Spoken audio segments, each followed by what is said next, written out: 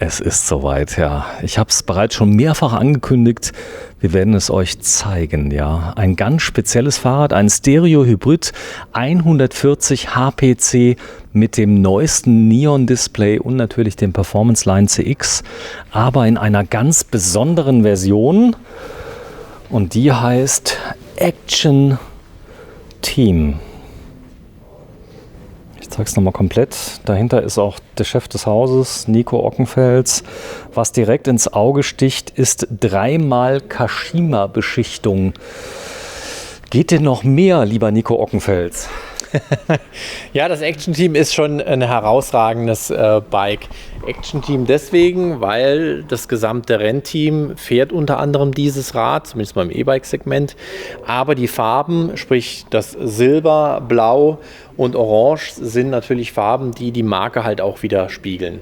Und das macht es schlussendlich immer wieder zu einem Eyecatcher. Also ich sehe es immer wie so eine Art Replika. Es gibt ein Rennteam und dann gibt es natürlich auch was für den Endkunden. Und das kommt schlussendlich dabei raus. Carbon? Ja, wir haben einen Carbonrahmen, wie bei allen Stereo 140 Modellen. Hinterbau ist weiterhin aus Aluminium gefertigt. Wie auch bei allen Bosch-Modellen in dem Segment den stärksten Motor, sprich den Performance CX mit bis zu 85 Newtonmetern. Wir haben den großen 625 Wattstunden Akku mit drin. Und jetzt sage ich mal ganz neu in diesem Jahr ist ja das neue Neon-Display, was zur Besonderheit einfach hat, dass es größer ist wie alles andere und natürlich ein herausragendes Farbdisplay. Hier sieht man jetzt die verschiedenen Modi, die, wenn ich die hier auch verändere, in den jeweiligen Modis farblich sich nochmal unterscheiden. Also die Top-Variante oder beziehungsweise die höchste Unterstufe ist dann der Turbo-Modus, der jetzt hier rot dargestellt wird. Batteriezustand sieht man natürlich halt auch. Und hier unten über die Linie sehe ich im Endeffekt die Reichweite. Das macht eigentlich so den Gesamtunterschied.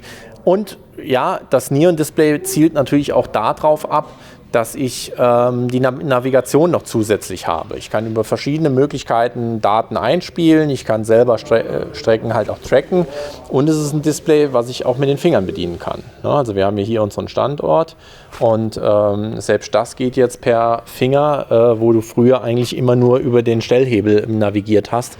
Also hier hat Bosch sehr, sehr viel reingesteckt. Ist das eine Halterung von Bosch? Oder?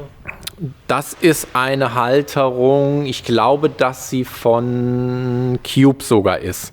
Wir haben nämlich hier unter anderem auch die Möglichkeit, die Halterung komplett zu drehen, weil ich sehe es so ein bisschen als... Achso, dass nach innen geht. Die Serienausstattung ist immer so, das Teil montiert, dass es nach vorne geht.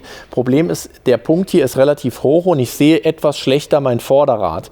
Wenn ich das Display, die Halterung aber rumdrehe, kriege ich das Display mehr über den Vorbau drüber. Und wir haben einige Räder schon so umgebaut, wo wir die Halterung einfach drehen. Und dann das Display einfach ein bisschen mehr in die Mitte rutscht und nach oben raus nicht so weit drüber hinausschaut. Ja, also das Rad allein schon mal von der Seite anzuschauen. Du sagst, es ist ein Replika.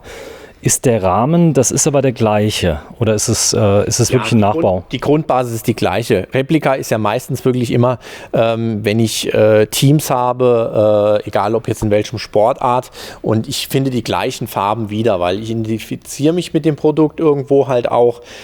Hier ist es natürlich auch ganz wichtig, auch die Top-Parts zu haben, ähnlich wie bei Scott mit den Tuned-Varianten, ist es bei Cube die Action-Team-Variante, die hier wirklich herausragend ist, was Ausstattung halt auch angeht. Also von Kashima-Fahrwerk, Kashima-Sattelstütze, also komplett Fox-basierend. Bei 140 mm Federweg haben wir vorne auch die passend dimensionierte Gabel. Die Gabel ist ja wohl der Hammer. Ja, mit 36 mm wirkt natürlich auch nochmal ganz anders mit dem Orange, als wie wenn ich immer ein klassisches Schwarz einfach draufsetze. Und klar, auch solche Sachen wie die absenkbare Stütze sind natürlich Standard mittlerweile. Kombiniert wird das Ganze mit der XT-Gruppe von Shimano als 12-Gang. Und auch dann mit der Shimano Bremsanlage, auch wiederum die XT mit der Icetec-Technologie. Warte, ich komm mal rum. Icetec bedeutet dann schlussendlich hier, was die Bremsscheibe angeht, wir haben einfach eine deutlich bessere Kühlung. Hier verwendet man immer noch einen klassischen Belag, es gibt aber auch noch einen passenden Icetec-Belag, den man da verwenden könnte. Das macht der Hersteller jetzt hier ein bisschen eigenständig. Klar, solche Details wie eine Ladebuchse sind natürlich halt auch vorhanden, um den Akku extern zu laden. Ich kann aber natürlich auch den Akku rausnehmen. Auch das haben wir mehrfach gezeigt, weil das einfach herausragend funktioniert. Ich gehe mal auf die andere Seite. Das ist ja einfach nur der Druckknopf und schon ist es ab. Ist das Kunststoff, der Deckel? Das ist jetzt ein Kunststoff. Wie du aber auch hier siehst, haben wir Verstärkungen mit drin, damit es sich nicht so einfach zusammendrücken lässt. Und das hier ist eine Gummilippe. Weil der Unterschied ist einfach der, einerseits haben wir unten die Führung, das ist schon zu, und die Gummilippe schmiegt sich komplett an den Rahmen dran und dadurch dichtet sie halt auch komplett und sauber ab. Das Bauteil ist extrem auch normalerweise mit Schmutz versehen, belastet, da fliegen Steine gegen und so weiter, die muss richtig was abkönnen. Klar, wir haben unten den gesamten Schmutzstrom vom Vorderrad und das ist jetzt nicht nur ein Schutz für den Akku, es geht wirklich halt hier auch, dass keine Feuchtigkeit oder ähnliches reinkommt. Klar, wenn ich jetzt mit dem Dampfstrahler draufhalte, geht es hier durch, logisch, aber Spritzwasser kommt nicht rein. Genau, Spritzwasser etc. ist in dem Fall kein Problem. Kettenführung mit drauf, weil auch in dem Federwegsbereich 140 ist das immer eine wichtige Sache, damit die Kette auch da bleibt, wo sie ist, sprich vorne auf dem Kettenblatt. Und mit dem Rad kann ich es halt auch schon richtig krachen lassen, weil das gesamte Fahrwerk ist wirklich in den Einstellungsmöglichkeiten so enorm, dass ich davon klassisch Touren bis Downhill eigentlich alles mitmachen kann. Ich kann auch ganz normal damit Fahrrad fahren, wenn ich will. Kannst du auch. Tun auch Leute. Kannst du nur in die Eisdiele mitfahren, geht auch. Ich erwähne es auch immer wieder, weil wir wollen den Leuten ja keine Angst machen. Man muss jetzt keinen Führerschein machen dafür, dass man es fahren kann. Fährt sich wie ein ganz normales Fahrrad. Würde ich nicht alleine lassen, sowas, oder? Nee, würde ich jetzt nicht alleine lassen, vor allen Dingen auch bei dem Preisgefüge. Preis, was kostet das? Wir liegen bei 6.399 €. Warte mal, es klingt fast wie ein Sonderpreis. In der Verbindung mit dem Neon-Display. Man muss dazu sagen, es gibt auch eine Preisvariante 6.199 €. Dann haben wir das Ganze mit Kiox-Display. Wenn du es mal kurz draufsteckst, ich filme es einmal so, dass die Leute ein Standbild machen können. Dann haben wir dann alle technischen Daten nochmal drin. Bitte gerade. Dankeschön. Es ist so schön, wenn ich dem Geschäftsführer von Recycle Anweisungen geben kann. Er muss sie machen. Also auch hier nochmal im Detail Thema Züge. Du siehst, sie verlaufen direkt hier oben ins Steuerrohr hinein. Wir haben hier keinen direkten Einfluss mehr. Hier gibt es zwar noch eine Öffnung, das kommt immer jetzt auch darauf an, welches Rad ich habe, aus welcher Version es stammt, weil das Einstiegsmodell, das Race, nutzt diesen Kanal, weil wir grundlegend die gleiche Basis haben. Hier werden aber alle Züge direkt oben eingeführt, außer natürlich vorne die Bremsanlage. Und somit hast du hier wirklich ein sehr, sehr sauberes Bild. Du hast keine Züge, die an der Seite scheuern oder ähnliches. All das ist dementsprechend nicht vorhanden. Ja, wir haben ja bei Cube haben wir gedreht, mal eine Werksführung. Ich hoffe, sie kommt bald. Lieber, weißt du noch? Jörg, guck mal das Video durch. Das wird aber nicht am Fließband gebaut, oder? Oder auch?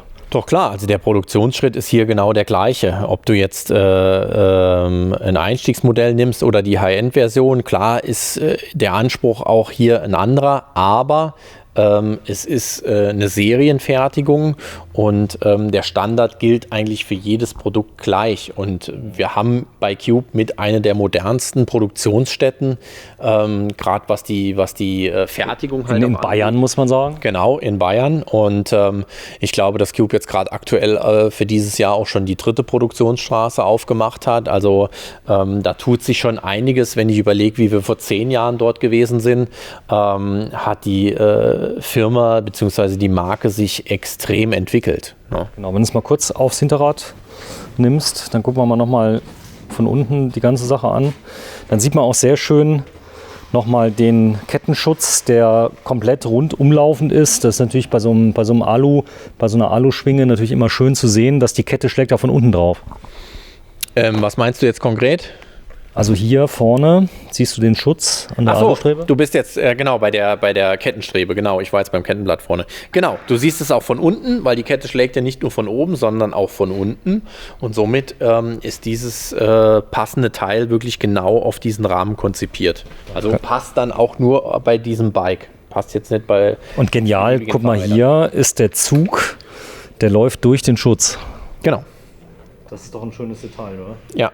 Weil er verläuft dann dementsprechend hier auch in den Rahmen hinein. Und um das wirklich, das sind halt diese kleinen Details, die es dann halt auch irgendwo ausmacht, um das Gesamte wirklich als schönes Rad nachher da stehen zu lassen. So, da ist jetzt so ein Back bei dem Dämpfer. Was kann der? Ein was? Ein Biggie Pack. Ein Biggie Pack. Genau. Also es ist im Prinzip ein Ausgleichsbehälter. Hier geht es wirklich darum, was ein Dämpfer schlussendlich kann. Wir haben ja 3 verschiedene Modi, die wir einstellen können. Das heißt einmal ein komplett offenes System, dann ein etwas strafferes System und dann bei diesem Federweg haben wir meist keinen Lockout, sondern nur wirklich ein strafferes Konzept. Das heißt also gerade, wenn ich irgendwo berghoch fahre auf der Ebene, brauche ich diesen Federweg einfach nicht und das kann ich darüber verändern. Rot ist immer die Zugstufeneinstellung. Warte, ich komme auf die andere Seite.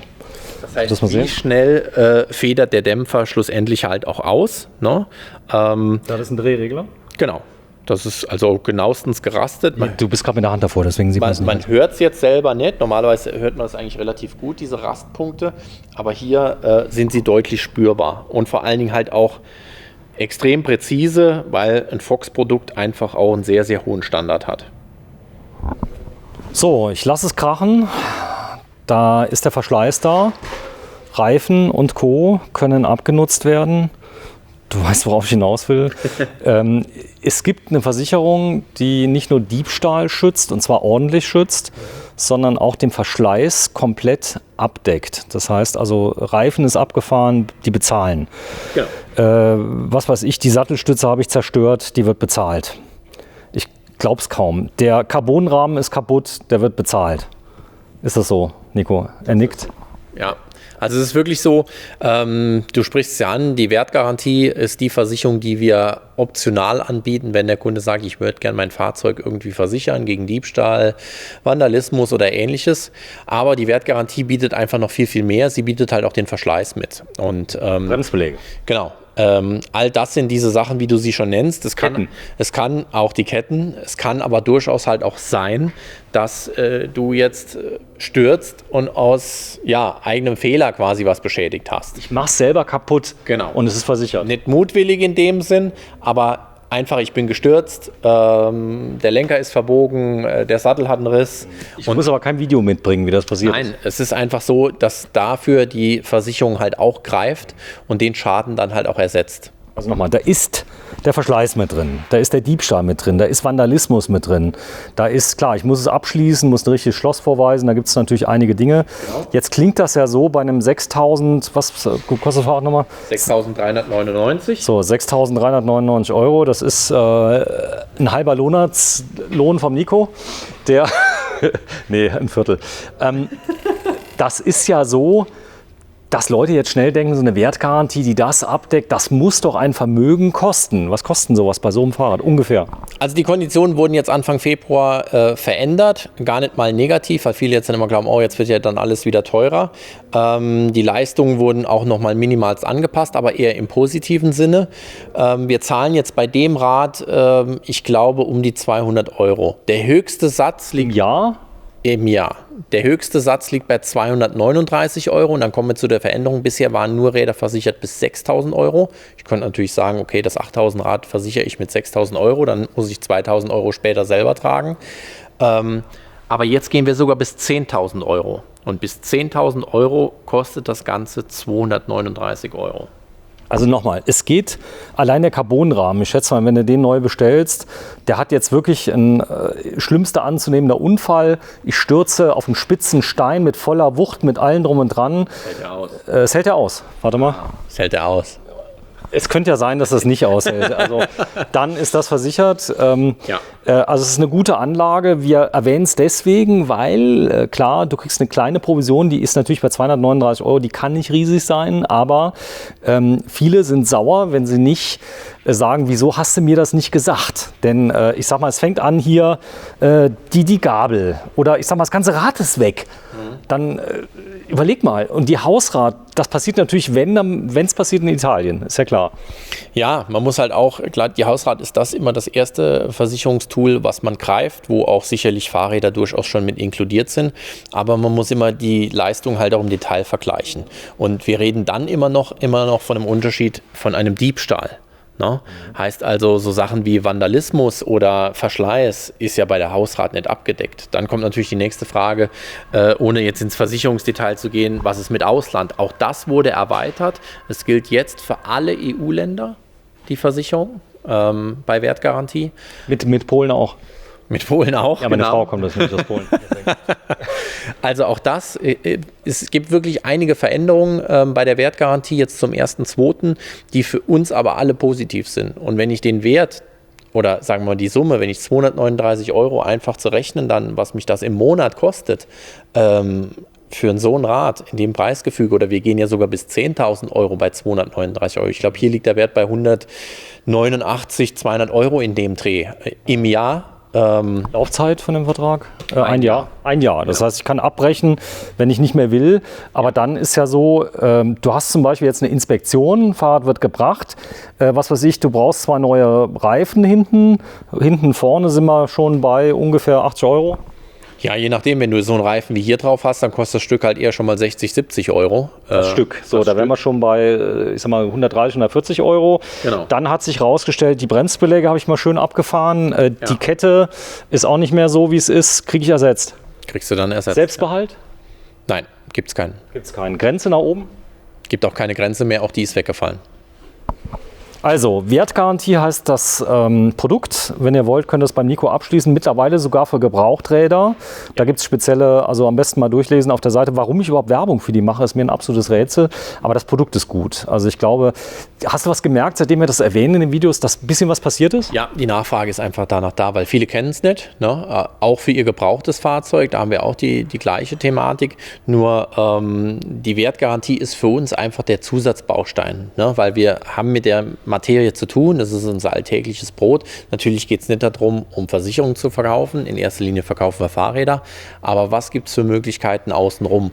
Du hast das letzte Mal erwähnt, es ist wie wenn ich Schuhe kaufen gehe und es ist dann die Schuhcreme. Es hat leider diesen Touch, aber wir zwingen keinen dort zu. Ne? Der Vorteil für den Kunden ist, wenn er es über uns macht, ist einfach, dass wir alle Daten direkt haben. Das heißt, du kannst es direkt abwickeln mit denen. Wir können es direkt abwickeln für den Kunden. Er bringt sein Fahrrad, sagt, okay, Bremsbeläge, Reifen müssen wir machen. Du musst noch nicht mal das Geld mitbringen. Du musst noch nicht mal das Geld mitbringen, nur das Fahrrad bringen und dann im fertigen Zustand wieder abholen. Und wir kümmern uns um alles, was da hinten dran passiert. Geht aber nicht nur bei dir. Ich kann zum Händler gehen, wo ich will.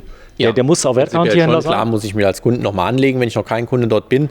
Aber im Großen und Gesamten greift die Wertgarantie so gesehen auch für den Kunden, wenn er sagt, jetzt bin ich ja vielleicht in Italien, jetzt stelle ich fest, die Bremsbeläge sind komplett runter, dann gehe ich dort zum Händler vor Ort und dann kann ich die Rechnung auch noch einreichen dort. In Italien? Nein, bei Wertgarantie. Nein, aber du kannst in Italien zum Händler gehen, lässt eine Rechnung geben, richtig. Kannst die Rechnung... Sagst hier, ich habe neue Bremsbeläge reingemacht. Und den Laden gibt es ja nicht, die haben, glaube ich, angefangen mit Fernsehern in 60er, 70er. Anfang der 60er Jahre war es, genau. Also das gibt schon ewig, den Laden. Und alles das, was wir erzählen, ist kein Aprilscherz. Ist ja noch gar kein April. Es gibt es wirklich. Ist sogar bei günstigeren Fahrrädern noch viel günstiger, muss man sagen. Also wenn ich ein Fahrrad habe für 3.000, 4.000 € oder für 2.500 oder so, da gibt es Staffelungen, am besten mal fragen. Ja, wir sind bei Recycle. Vielen Dank erstmal für die tolle Vorstellung dieses Fahrrades. Also es hat mir gut gefallen. Du wolltest eigentlich gar keins mehr drehen, weil du noch sehr viel zu tun hast. Wir drehen ja nächste Woche nochmal. So, Recycle, zeig mal bitte, wie es geschrieben wird. Mach mal deinen Bändel weg, bitte. So, Recycle. Du hast einen großen Versandhandel seit über 10 Jahren. Alle Produkte, die verfügbar sind, sind online. Das heißt, man kann richtig stöbern. Ungefähr wie viele Fahrräder hast du allein im Moment im Bestand? Ich kann es aktuell gar nicht sagen, weil die Frequenz einfach so stark ist. Es geht viel rein und raus. Ja. kann im Einzelfall mal ganz selten passieren, dass just in dem Moment, wo ich das Fahrrad reinlege, ein Kunde vielleicht zugeschlagen hat. Aber im Großen und Ganzen muss man sagen, es kommt sehr selten vor. Das heißt, wenn Ihnen ein Fahrrad gefällt, ab in den Warenkorb, reservieren. Es gibt mehrere Möglichkeiten. Ich kann es mir schicken lassen per Spedition. Ich kann es aber auch, wie nennst du das? Click and Collect. Click das heißt, and Collect. Der Kunde wählt schlussendlich als Versandart nicht den Paketdienst oder die Spedition, sondern wählt eine Filiale aus, Riegelsberg oder St. Wendel, und kann sein Fahrzeug dann dort abholen. Im aktuellen Fall ist es am besten auch die Zahlung online abzuwickeln, damit wir so gesehen rein nur noch die Übergabe machen. Im Normalfall ist aber auch nachher die Zahlung vor Ort oder ähnliches, Abstimmung, alles gar kein Thema. Genau, das heißt also Anpassung im Moment eingeschränkt, muss man sagen, kann aber nachgeholt werden, wenn das wieder geht. Wir versuchen es schon immer auch der mit Größe. Körpergewicht etc. Ich meine, wir reden über ein hochpreisiges Produkt, das machen wir aber auch bei einem Rad, wo nur eine Luftfedergabel vielleicht drin ist, dass wir es auf Körpergewicht abstimmen und nicht den Kunden sich mit dem Produkt alleine auseinandersetzen zu müssen. Komm, wir fahren es gerade noch mal runter, dann zeigen wir nämlich gerade mal die Übergabestation, wie das Ganze funktioniert im Jahr 2021. Das ist ein Teil deines Ladens. Du hast 2 Stück, in Riegelsberg noch einen. Der hier ist relativ neu, der hat wann aufgemacht? Vor 3 Jahren. Vor 3 Jahren. Okay, und hier vorne ist dann diese kontaktlose Übergabe, wie man das so kennt. Das heißt, der Kunde muss warten, ihr kommt dann hin, schiebt das Fahrrad mit Maske dann dahin. Genau, wir tragen Masken schlussendlich und können das Rad hier über diesen Weg übergeben. Wir können noch verschiedene Sachen erklären, die vielleicht unklar sind. Abstimmung des Fahrwerks machen wir meistens vorab, weil wir schon im telefonischen Kontakt oder per E-Mail standen und müssen natürlich diesen abgesperrten Bereich dafür nutzen, um einfach die Distanz zu wahren oder dass die Leute nicht einfach reinrennen. Weil wir haben ja auch die Werkstatt, die ist ja auch weiterhin geöffnet und auch da geht es ganz normal weiter. Ja, du hast auch einen Hund angeschafft, extra einen großen, gefährlichen Hund. Ist er gerade hier? Nee, ein ganz lieber ist das. Ja, vielen Dank, Nico Ockenfels. Heute am 9. Februar 2021. Tolles Fahrrad, Stereo Action Team, Stereo Brit 140 HPC mit Neon-Display. Ja. Tschüss, Nico. Ciao, Sven.